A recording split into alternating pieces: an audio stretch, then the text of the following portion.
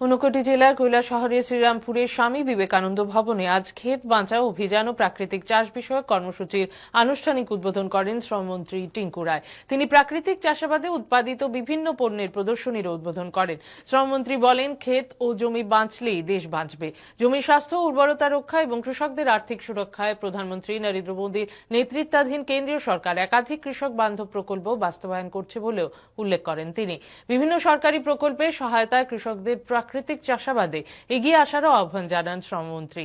অনুষ্ঠানে অন্যদের মধ্যে বক্তব্য রাখেন জেলা সভাধিপতি অমলেন্দু দাস, চণ্ডীপুর পঞ্চায়েত সমিতির চেয়ারপারসন স্বপ্না দাস পাল এবং কৃষি উপ অধিকর্তা ডক্টর দেবাশিস পাল। অনুষ্ঠানে কৃষকদের মধ্যে সয়েল হেলথ কার্ড, জৈব সার ও পাওয়ার উইডার বিতরণ করা হয়।